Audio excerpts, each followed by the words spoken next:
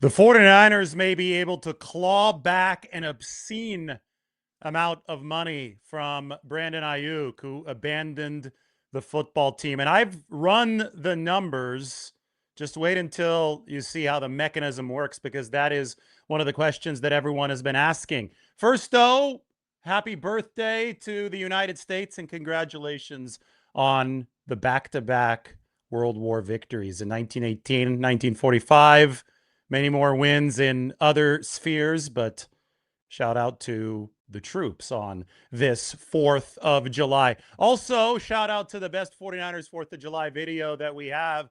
Kyle Shanahan in San Diego with Joe Staley a few years ago, hitting a pizza oven, actually throwing the football into a pizza oven across the street. You're going to hit a kid. Let's go. Land on the balcony and stays with the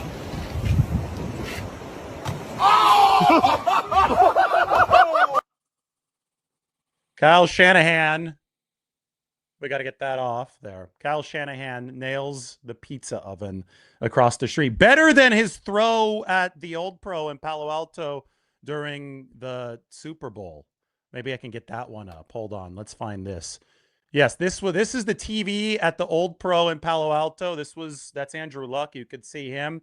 Reopened sports bar. Shanahan nailed the TV and looked like he broke it, but then we were back there a couple days after that, got this burger, which was really nice, and the TV was still functional, but you could see where Shanahan did hit the TV. Anyway, that all goes back to the 4th of July, probably, gosh, it might have been 6-7 years from now.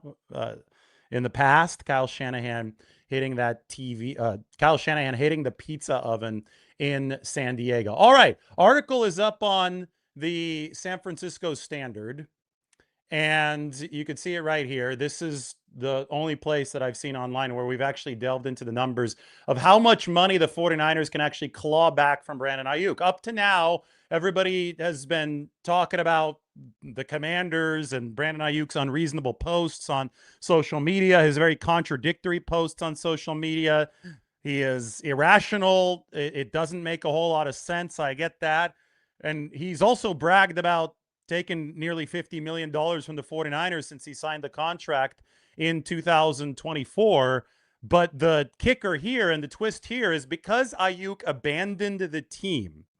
He went on the left squad list in week 15 of the 2025 season.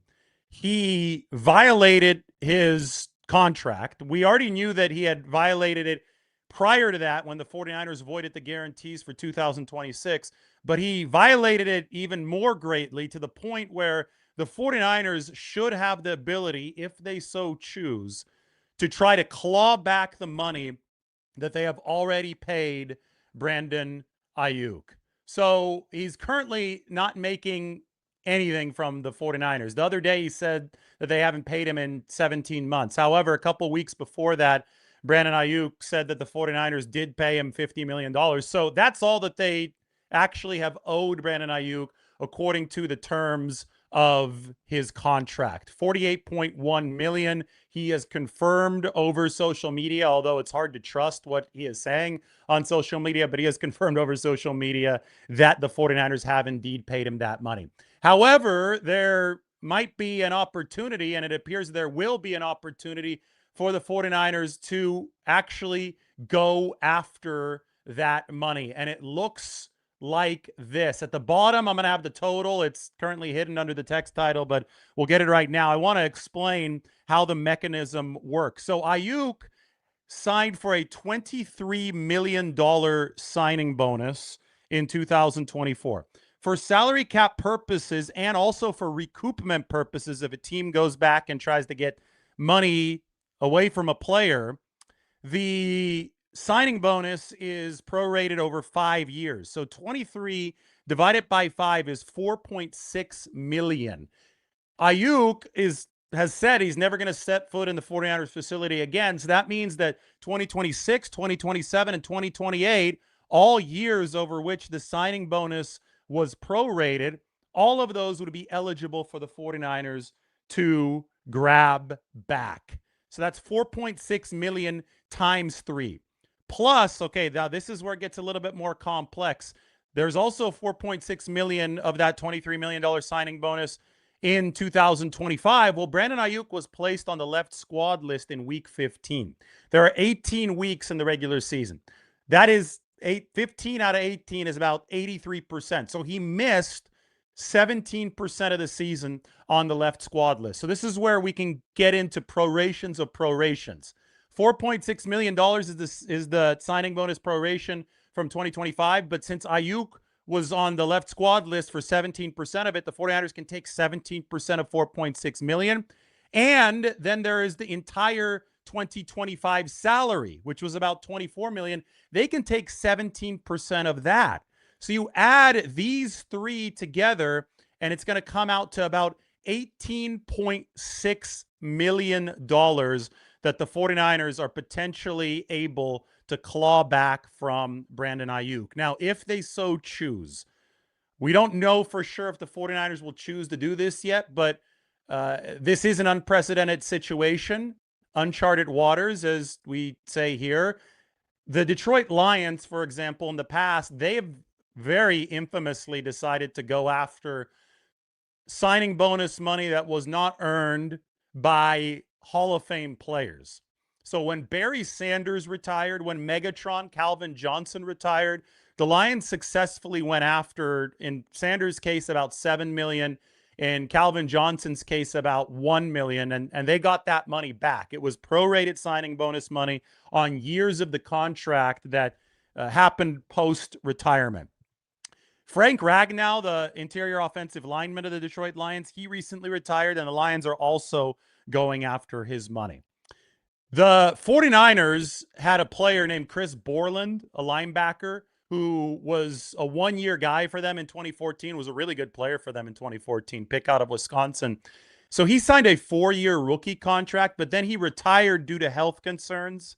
Probably wanted to protect his head health after that first year in 2014. It never got to the point of the 49ers trying to get money back from Borland, so it's not clear if San Francisco would have tried. But Borland went out and he voluntarily repaid 75% of his rookie bonus.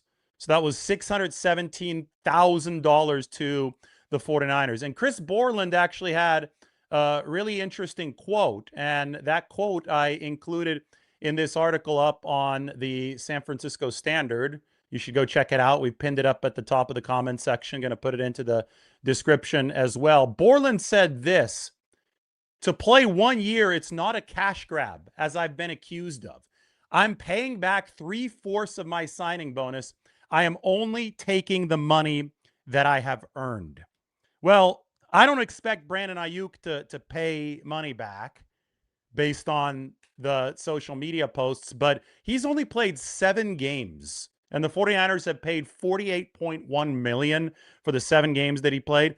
25 catches, so about $2 million per catch for Brandon Aiyuk. And he wasn't even good over those 7 games before he got hurt. So, let's just rewind to this, too. Had Brandon Aiyuk, even though the play was extremely poor over the course of the 2024 season before he got hurt, even though he did tear all those ligaments in his knee after obviously not participating in training camp in that 2024 season, he would have been eligible to grab about $75 million total from the 49ers from 2024 through 2026 had he not dropped the ball. But he didn't meet his rehab requirements. He didn't show up, I think Richard Sherman said, 4 days ahead of everyone else, as he was contractually obligated to do. So the 49ers were able to cancel 27 million of those guarantees. So the guaranteed money just went down to the fully guaranteed 48.1 million, which Aiyuk has indeed pocketed. But because he skipped town or skipped the team before that second year, 2025 was even up, the 49ers may now be entitled to grab some of that 48 million. Back to our examples from the past, because there's one really interesting one that, and it's the only one I could find where the money that was in question was larger than this Aiyuk one. Andrew Luck retired in 2019. he still had about $25 million of signing bonus money prorated left on his contract that the Colts could have tried to recoup had they acted like the Detroit Lions with Barry Sanders and Calvin Johnson. The Colts decided not to. It was a goodwill kind of move. They, I think, hoped that Andrew Luck would return at some point, and they didn't want to burn a bridge with Andrew Luck. So he walked away, but he was able to keep his $25 million. The big difference with Brandon Aiyuk is that there obviously is no mood for goodwill from the 49ers. There is no goodwill left. They're not hoping that he returns, and all bridges have been burned. And I think that the 49ers, if they feel that they can win an arbitration and be entitled to that $18.6 million that I just outlined, I think the 49ers might be happy to go for it. Now, how exactly would this work? Well, the 49ers will first have to file a grievance against Brandon Aiyuk. That's what the Detroit Lions did. They actually fought Barry Sanders for that money, but the arbitrator ultimately signed with the Lions. And I think that there isn't much question that the arbitrator would sign with the 49ers because, I mean, Aiyuk clearly left the team and did violate his contract. The 49ers have done everything that they should according to the letter of the law in this situation. So the grievance then could award San Francisco some of this money. And this is where it gets really, really interesting because Aiyuk, I don't think would be very willing to take $18.6 million out of his bank account and send it back to the 49ers.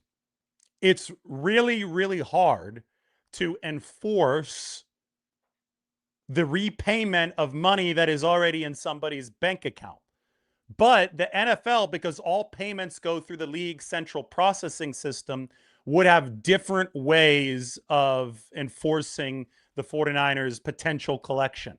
One would be through future offsets.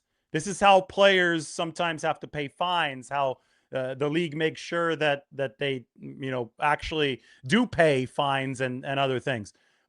If Aiyuk ever signs with another team, which is appearing increasingly unlikely, but if he ever signs with, say, the Commanders, or we could even say somebody else, and he owes the 49ers several $1 million, up to whatever I said, $18.6 million, the league could theoretically redirect the money that is scheduled to be paid to Brandon Aiyuk to the 49ers instead. Kind of like a wage garnishment. But since the league determined that he didn't earn the signing bonus money with San Francisco, they could redirect it to the 49ers.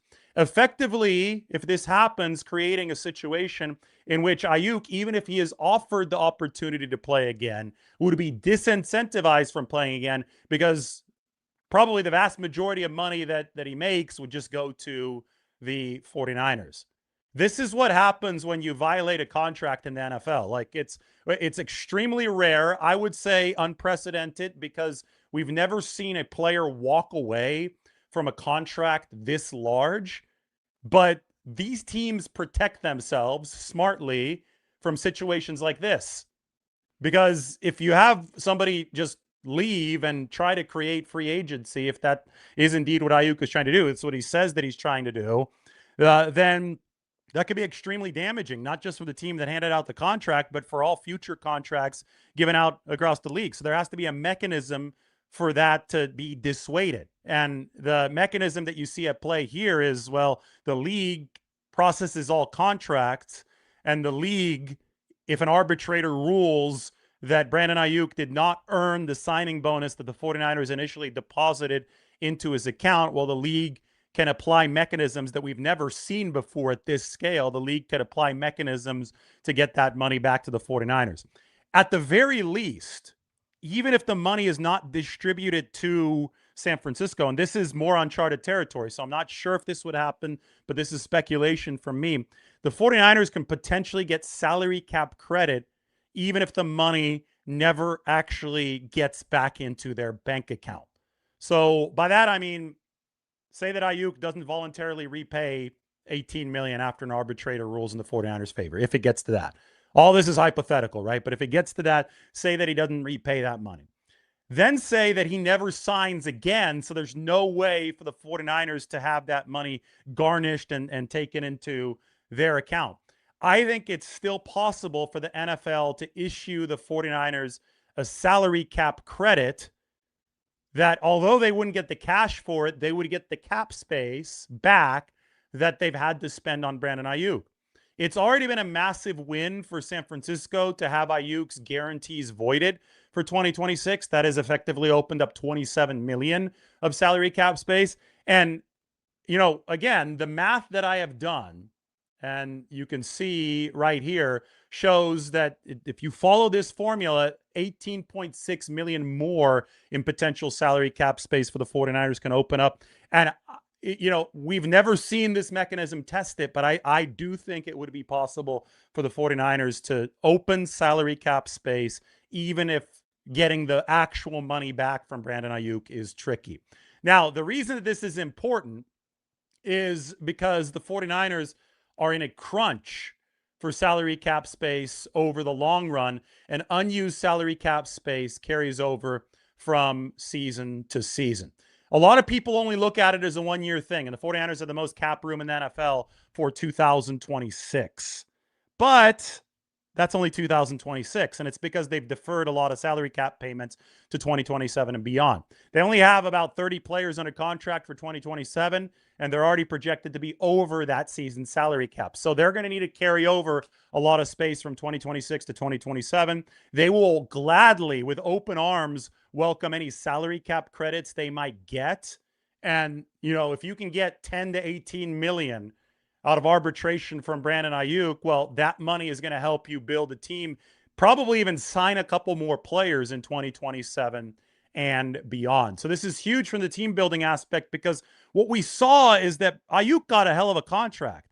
Now, you know, when I say that none of this makes sense, I mean, he's voluntarily decided not to talk to his ex-agent now, Ryan Williams, even though Williams negotiated a hell of a deal for him, featuring about $75 million in injury guaranteed money in 2024, featuring nearly $50 million in fully guaranteed money, up to $120 million. I mean, the 49ers, at the time, we were saying, you know, they paid him $30 million a year. They effectively lost that negotiation. They said, fine, we'll pay you. We got to move into the regular season. We're trying to run it back. We need our X-wide receiver. And it appeared at the time that the 49ers would suffer true trade-offs by giving Brandon Aiyuk that much money. Like, it was going to be hard to keep all of the team together, especially with Brock Purdy set to be paid the following offseason. But through voiding the guarantees, when Brandon Aiyuk gave them that window and didn't challenge it for whatever reason in 2026, and now by potentially recouping even more money, the 49ers can essentially skate away from the disastrous Brandon Aiyuk contract with relatively minimal damage on the salary cap. And that's something that could massively, massively help them as they build this team into 2027. As you can see here, this is my 2027 salary cap sheet. It's not fully updated yet. We don't know what the cap is going to be yet in 2027. Based on the cap size of 2026, that they would only have $6 million in room, and looks like we only have 32 players listed on this sheet right now. So they still have to fill this out to 53. They still have to build a practice squad. They have to do all this and all that. And the cap might raise a little bit, but it's not going to raise enough for the 49ers to fit everybody under that window without carryover money from 2026. And you're going to need as much of that as possible. So all of these decisions, all of these protections that the 49ers were able to build in, and then the ones that Aiyuk essentially let them utilize, are going to be very, very important for how the 49ers build this football team moving over into 2027 and beyond. All right, everybody, happy 4th of July. How about we turn this over about 19 minutes into a nice Q&A. Thanks for the nice note, Natasha. Sacrificing, you know, I'm not sacrificing part of the 4th. I enjoy being here. I enjoy talking to everybody. We'll kick back, have a few beers this afternoon, celebrate the country's 250th birthday. Too bad there's not a World Cup game on the 4th of July. I believe back in '94 when the U.S. last hosted the World Cup, I think they lost to Brazil on the 4th of July. I was 6 at the time and I wasn't really watching, so you can correct me if I'm wrong, but they did play on the 4th back in '94. This time they play on the 6th. I am fired up tomorrow to watch Mexico, England at the stadium where the 49ers are going to be playing, and probably the greatest home field advantage that soccer has ever seen. I think Mexico at Azteca is 89-2 over their last 91 games. I heard that England booked 15 hotels in Mexico City trying to throw off the Mexican fans from knowing where they, but they found them anyway. And so it's, I mean, England might be the better team, but Mexico has the massive advantage at altitude of this game. England did not do what the 49ers are going to do before playing in that game, which is train in Colorado Springs for a few days. I don't know if it would make a difference for England or not. You probably need a little bit more training at altitude, but I will be watching that. And I think it's really cool that the next couple days of North American soccer in this World Cup will feature probably the best home field advantages that the U.S., that Mexico and the U.S. respectively can get. Mexico, obviously, at Azteca and Mexico City. And then, I mean, is there a better advantage the U.S. can get than that stadium in Seattle? I don't think so. Just because of the noise, and I know they've got a good soccer fan culture there as well. So the U.S. plays Belgium up there in the Pacific Northwest. Should be a lot of fun.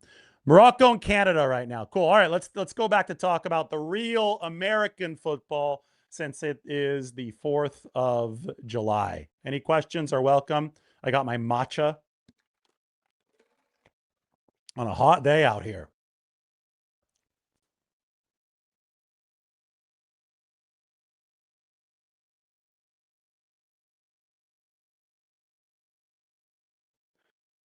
Well, I don't know if the 49ers are going to get the Brandon Aiyuk money this year. Here's one thing on timing. He's not officially released yet. He's still part of the team, so I don't think they can file the grievance until ties with Brandon Aiyuk have been severed. So it's going to be, you know, if Aiyuk does nothing, I think the 49ers will very happily just keep him on the left squad list until his contract expires in 2028 because they want to keep the salary cap proration that exists and would stop existing if they cut him.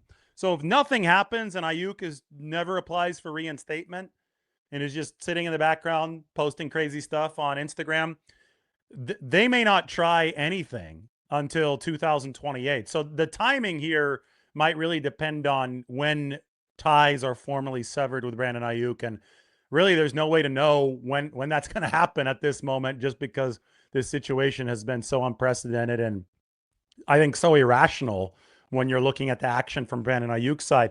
I would say that the only rational explanation for Aiyuk's behavior is if he is indeed totally done, will never play again, knows it, and just wants attention right now.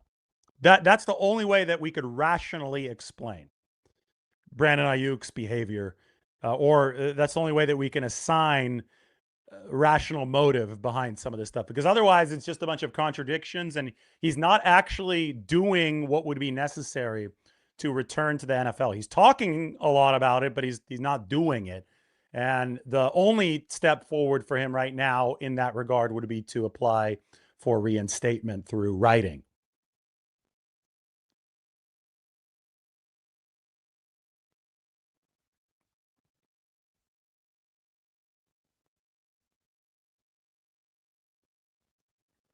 If they keep him on the left squad and he comes back after September 1st, do they have to pay him that money? No, because he needs to fulfill his contractual obligations. He would need to pass a physical.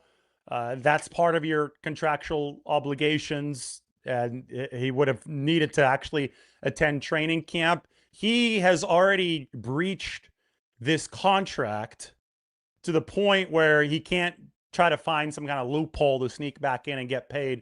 If he ever did put himself in line to be paid, the 49ers would release him. It's as simple as that.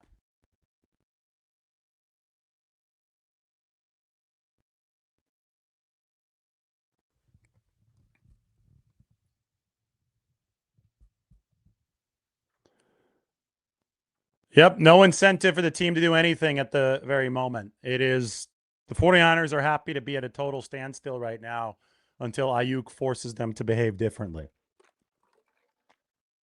I mean, we've got a lot here. this is, a lot of the behavior that we've seen recently doesn't make rational sense, as I was saying, because Aiyuk has severed ties, obviously, with his agent, who could have helped a lot. And he told the NFLPA, I don't want to challenge the voiding of guarantees back about a year ago. That was last July. He's blasted the NFLPA on social media. The split with Ryan Williams is now official. So he has turned away the exact entities equipped to run interference with the 49ers, with other teams, to handle payments for him, to handle reinstatement into the league, which is his only path forward. So is the NFLPA going to help him file for reinstatement now? He's also attacked them on social media. It really, really does not make a whole lot of sense. Back to your questions. Member for 11 months. Thank you. You guys can sign up for memberships to support the channel through the desktop version of YouTube.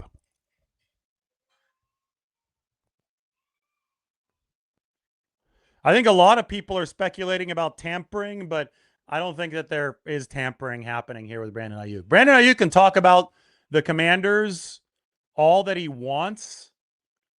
That's not tampering. That's Brandon Aiyuk talking about the Commanders. The Commanders cannot talk about Brandon Aiyuk, especially publicly. They can't talk to Brandon Aiyuk about contractual business privately. There's no evidence that the Commanders have talked to Brandon Aiyuk. Aiyuk, I think it's more likely, is just making stuff up about being able to sign with the Commanders tomorrow if the 49ers cut him today. First, he would have to be reinstated into the league, right? But I don't think that Aiyuk has shown to be trustworthy, especially when he said that he had fired his agent with the termination of the SRA, the representation agreement. He said that last week, and then it turned out that he hadn't done that. It wasn't done until after Brandon Aiyuk said it on social media. So take everything that Brandon Aiyuk says with a grain of salt. The Commanders would be absolute idiots. I mean, absolute idiots if they were tampering in this case, because it's such a scrutinized case. I mean, Aiyuk has basically put everyone at the league office on watch. So if he, ultimately did sign with them, the league would scour everything to make sure that they didn't tamper with him, and they would get caught. And if you're not willing to trade a draft pick for Brandon Aiyuk, then if you tampered, you'd lose that draft pick. You lose a more valuable one for tampering. I mean, it would be an idiotic play by the Commanders to tamper. I have a lot of respect for Adam Peters and that front office.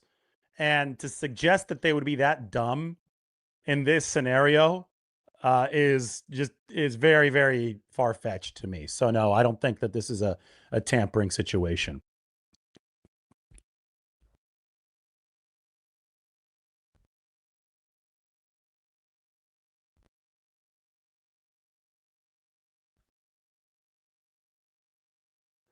This is what doesn't make sense. Somebody said, I can't believe how Brandon Aiyuk can be so willing to throw away generational wealth for seemingly no reason at all. I think that's what doesn't make sense to anybody. I think it's one of those things where people are concerned.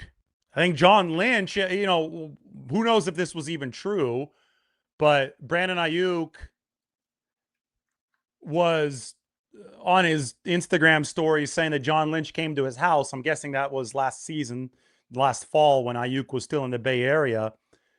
And he made it sound like John Lynch was being creepy coming to his house. I think John Lynch was doing a wellness check. If that was true, I think that John Lynch actually came across as courageous and as a good person, as a good GM in that story. You invested so much into Brandon Aiyuk, he ghosts the football team. You go and check on him like any normal, upstanding boss would do, general manager would do. So I think that there is a lot of concern along those lines. Like, why is Brandon Aiyuk so willing to throw away so much financially when he wasn't even willing to fight the 49ers' avoidance of guarantees about a year ago, after they voided those guarantees in July of 2025.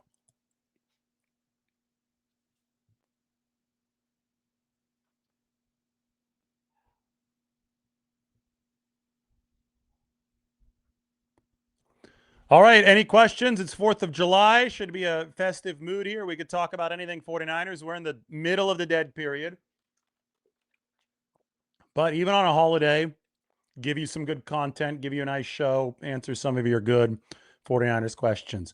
Joey Chestnut, the hot dog goat, 66 hot dogs, and he won his 18th mustard belt. So the Nathan's hot dog eating contest held every 4th of July is in the book. Joey Chestnut is a 49ers fan. He's from San Jose. I've seen him at a Giants game before. So congratulations to Joey Chestnut, maybe a viewer of the channel. Not today, though, because he just finished eating 66 hot dogs to win the very American hot dog eating contest.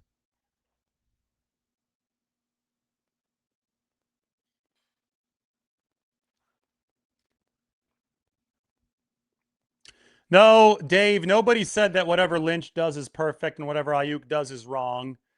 We just have brains and we can process individual situations. And obviously, in this case, based on all of the information available to us, John Lynch has been in the right and Brandon Aiyuk has been in the wrong. There might be another situation where Aiyuk is in the right and Lynch is in the wrong, but that's fantasy land because we're not actually dealing with those situations. This one is not very hard to process if you are not biased about the facts.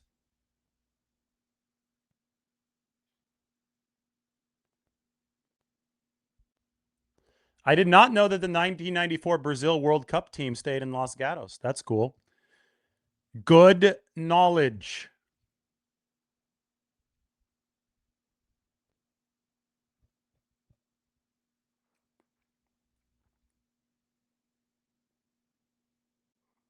Do I think that Cowing will be the punt return and kick returner this offseason for the 49ers? That's a great question.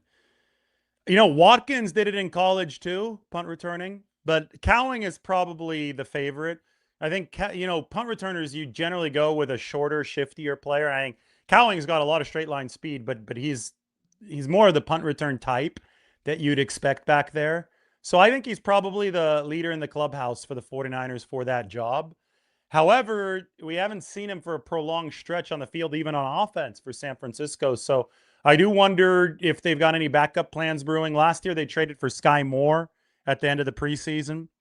They still have Junior Bergen on the team, who's a specialist, and he was on the practice squad last year. That could be an emergency call-up for San Francisco. So it's one of those situations where the 49ers let Sky Moore go. He signed with the Packers because I think they believe that they have who they need on this team to at least start the season at punt returner. But it wouldn't surprise me if they made another move to spruce things up there, especially if some injuries started happening. But Jacob Cowing is somebody with college experience who probably would be at the top of the list. Does anyone else think Duggar is the next Patrick Willis? Oh my gosh. Well, let's not crown the guy too soon. He's still a raw developmental prospect. I think Duggar, I don't see, that as a comp actually, because he's a lot skinnier than Patrick Willis. The coverage, I think Duggar is coming at it more from a DB safety point of view. I think he could be a really good player, but I think the Patrick Willis type of linebacker is essentially extinct. The league has changed. It's more of a touch league now instead of a fully violent league like it used to be. Linebackers have gotten skinnier. They've gotten longer. And Duggar is one of the really long linebackers with the 7-foot wingspan that has played safety before, has played edge rusher before. He's going to be more of a pass rusher, I think. And he could be a cover guy as well. He's got to learn how to play that stack linebacker position. He's got to learn how to be physical against the run. This is a good one. Jacob Cowing could be the Rashid Shaheed of the 49ers. Shaheed sure boosted the Seahawks last year.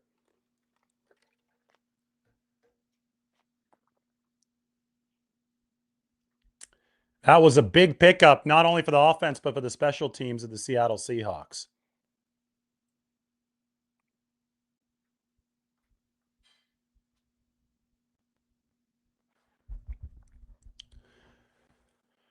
Who will win this World Cup? Well, it looks like France might be the best team. We'll see how the U.S. does here on Monday. And if they win, then it's either Spain or Portugal. And if the U.S. wins against Belgium and then could beat either Spain or Portugal down at SoFi, I mean, they've got a legitimate chance. I think right now it's a small outside chance for the U.S., but if you could beat one of those two teams, I don't know which one it's going to be, then it gets real for the U.S. national team. But I think that the team to beat so far has been France. Or when the U.S. beats Belgium. Yes, that's a good comment. What is my take on Ephesians Price Sock's chances of making the 53? I think solid. He was a 4-year starter in college, polished for college standards. Now he still has to clean up some of the penalties, and polished at college standards versus polished in NFL standards is a very different thing. But the length there is so tantalizing. He's a guy that if you're the 49ers, you really want him to succeed. Because the passing lanes that he was able to disrupt in college, we talk about wingspan players. Jaden Duggar, 7 feet. Price Hawk a little bit shorter, but also really, really long. This is a player that can really, really be a star if he develops properly at the NFL level. So you hope that he shows enough to make the 53. He doesn't have to start, but can be somebody who develops in the background for the 49ers.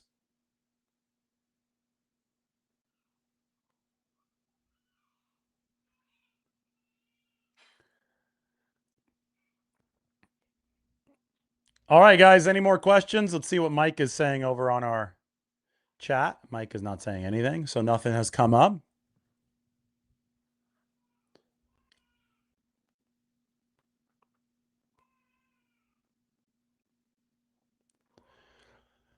Thank you, sir, David Young. What makes Brandon so confident he'll be a commander? I honestly think he's just speaking blindly right now. I think he's speaking nonsense, to be honest. I think that I don't think he's been given assurances by the Commanders. He clearly doesn't understand the process of what needs to happen to get released if he indeed is trying to play again. I think he could just be bluffing entirely and trying to get attention, knowing that he's never going to play again. That is a possibility in this whole instance. Because again, if Brandon Aiyuk actually wants to play again, his only move, and it should have been done a long time ago, is to apply for reinstatement.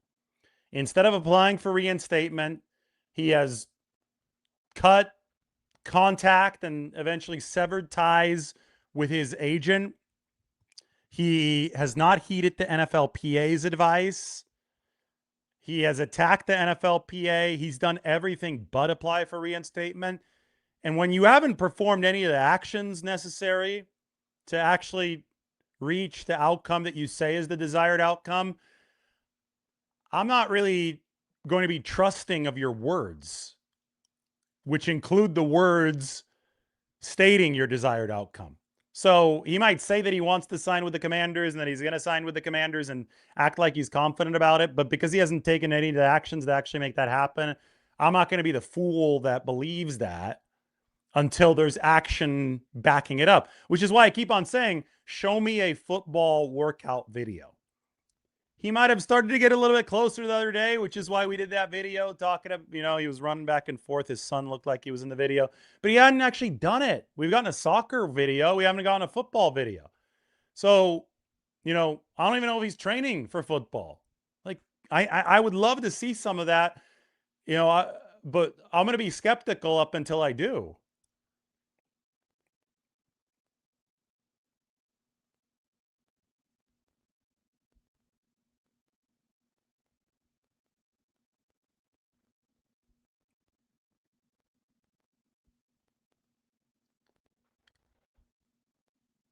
Will Pauling make the 53-man roster as a returner? Well, he's going to have a chance to impress in the preseason. Will Pauling out of Notre Dame, but not easy to do, right? It won't be easy to crack the roster in that receiver room. All right, everybody, happy 4th of July. It has been fun. Thank you all for joining. Everybody enjoy this afternoon, and we will talk to you next time.